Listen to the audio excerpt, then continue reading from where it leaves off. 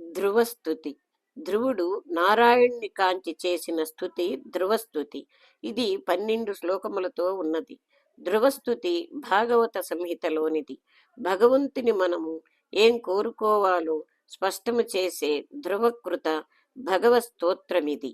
ఈ స్తోత్రమును మాటలు రాని పిల్లలకు, ఆటిజం ఉన్న పిల్లలకు, చురుకుదనము లేక స్తబ్దుగా ఉన్న పిల్లలకు కొన్ని రోజుల పాటు మనం చదివి కాని రికార్డు చేసి ఆడియోను వినిపించిన మాటలు సరిగా రాని పిల్లలకు మాటలు వస్తాయి.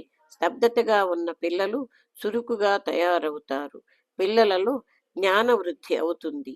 ఆటిజం ఉన్న పిల్లలు బాగా మెరుగవుతారు. ధ్రువుడు భగవంతుని దర్శింప కోరి తనకు 5 సంవత్సరముల ప్రాయములో నారదుల వారి సూచన మేరకు అరణ్యమునకు పోయి 5 నెలల పాటు శ్రీహరిని గూర్చి దీక్షగా తపస్సు చేశాడు. 1వ నెలలో 3 రోజులకొకసారి రేగిపండు వెలగపండు తిని, 2వ నెలలో 6 రోజులకొకసారి ఆకులు మాత్రమే తిని, 3వ నెలలో 9 రోజులకొకసారి గుక్కెడు మంచినీళ్లు తాగి, 4వ నెలలో కేవలము శ్వాసను మాత్రమే తీసుకుని, 5వ నెలలో కాలి బొటన వేళ్లపై నిలబడి శ్రీహరిని ధ్యానిస్తూ తపస్సు చేసి 5 ఏళ్ల పిల్లవాడు 5 నెలల్లో భగవత్ సాక్షాత్కారమును పొందాడు. శ్రీహరి సాక్షాత్కరించి నీకేమి కావాలనని ధ్రువుని అడగగా 5 నెలలు తపస్సులో ఉండుట వలన ధ్రువుని మనస్సు మూగపోయింది. మాటలు తడబడి పెద్ద పదవి కావాలని కోరగా అన్ని లోకాల కన్నా పైన ధ్రువమండలమును సృష్టించి అందులో స్థానమిచ్చి ధ్రువుణ్ణి అనుగ్రహించాడు శ్రీహరి. ధ్రువము అనగా దృఢమైన లేక స్థిరమైన అనే అర్థము. భగవంతుణ్ణి స్థిరముగా మనం పట్టుకుంటే ఆయన మనల్ని వదలక ప్రపంచమంతా మన చుట్టూ తిరిగేలాగా చేస్తారు. ధ్రువుని నోట మాటలు సరిగా రావటం లేదని ఆ పరమాత్మ తలచి తన శంఖమును ధ్రువుని కపోలములకు తాకించగా ధ్రువునికి వాక్శక్తి ప్రావిర్భవించింది. ధ్రువుని మనస్సునందు శ్రీహరి తత్వము స్ఫురించి ధారావాహినిగా స్తుతించెను. అదియే శ్రీహరిని గూర్చి ధ్రువుడు చేసిన స్థుతి ధ్రువస్థుతి. ఎవరైతే ధ్రువోపాఖ్యానమును శ్రద్ధగా వింటారో లేక పారాయణము చేస్తారో శ్రీమన్నారాయణుని అనుగ్రహము తప్పక కలుగుతుంది. గ్రహముల వలన కలుగు ఉద్రిక్త ఫలితములు దీని పారాయణము వలన ఉపశమిస్తాయి. సకల పాపాలు దగ్ధమైపోతాయి. ద్వాదశి, పౌర్ణమి, అమావాస్య తిథుల యందు చేసిన పారాయణము ఉత్తమ ఫలితాలనిస్తుంది. శ్రీమన్నారాయణ శరణం శరణం ప్రపంచే శ్రీమతే నారాయణాయ నమః. ధ్రువస్తుతి ప్రారంభం. శ్రీ ధ్రువ ఉవాచ యోంతః ప్రవిశ్య మమ వాచమిమాం ప్రసుప్తాం సంజీవయచ్చ కిల శక్తిధరస్వధామ్నా అన్యాంశ హస్తచరణశ్రవణత్వగాధీన్ ప్రాణాన్నమో భగవతే పురుషాయ తుభ్యం. ఏకస్త్వమేవ భగవన్నిదమాత్మశక్త్యా మాయాఖ్యయోరుగుణయా మహదాజ్యశేషం సృష్ట్వాను విశ్వపురుషస్తదు సద్గుణేషు నానేవ దారుషు విభావసువద్విభాసి. త్వద్దత్తయా వయున ఏదమచష్ట విశ్వం సుప్త ప్రబుద్ధ ఇవ నాథ భవ ప్రపన్నః తస్యాపవర్గ శరణం తవ పాదమూలం విస్మర్యతే కృతవిధా కథమార్తబంధో.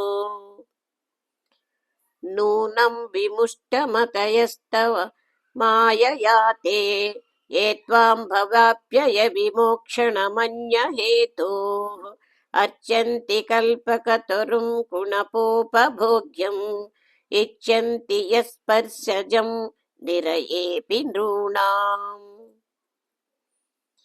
యా నిర్వృతిస్తనుభృతాం తవ పాదపద్మా जानाद्भवज्जनकथाश्रवणेन वा स्यात् सा ब्रह्मणि स्वमहिमन्यपि नाथमाभूत् किं त्वन्तकासि लुलितात् पततां विमानात् भक्तिर्मुहुः प्रवहतां त्वयि मे प्रसङ्गो भूयादनन्तमहता ममलाशयानाम् येनाञ्जसोल्बणमुरुर्व्यसनं भवाब्धिं नेष्ये भवद्गुणकथा मृतपानमत्तः तेन स्मरञ्चतितरां प्रियमीशमच्छम् ये चान्वदश्रुतु सुहृद्गृहवित्तधारा ये त्वब्जना भवदीयपदारविन्दा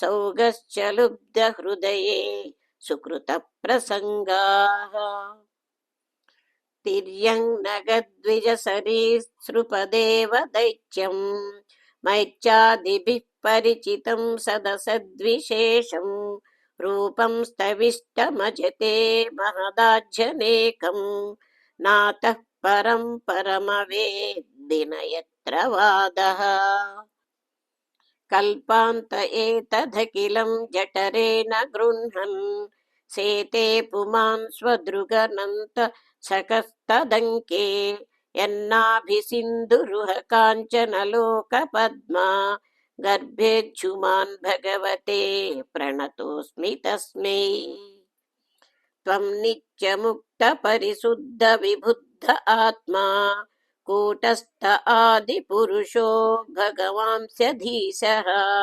यद्बुज्झवस्थितिमखण्डितया स्वदृष्ट्या द्रष्टास्तितावधिमखो व्यतिरिक्त आस्ते यस्मिन् विरुद्धगतयो ह्यनिसम्पतन्ति विज्जादयो विविधशक्तय आनुपूर्व्यात् तद्ब्रह्म विश्वभवमेकमनन्तमाज्यम् आनन्दमात्रमविकारमहं प्रपद्ये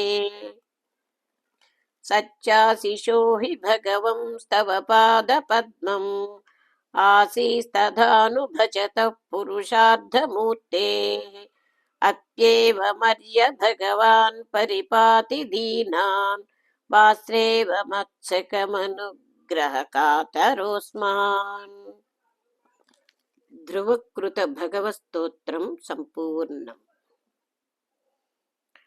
आर्ता विषण्णाः शिथिलाश्च भीताः घोरेषु च व्याधिषु वर्तमानाः संकीर्त्य नारायण शब्दमात्रं विमुक्तदुःखाः सुखिनो भवन्तु। सर्वं श्रीहरिचरणारविन्दार्पणमस्तु। हरिः ओं तत्सत्।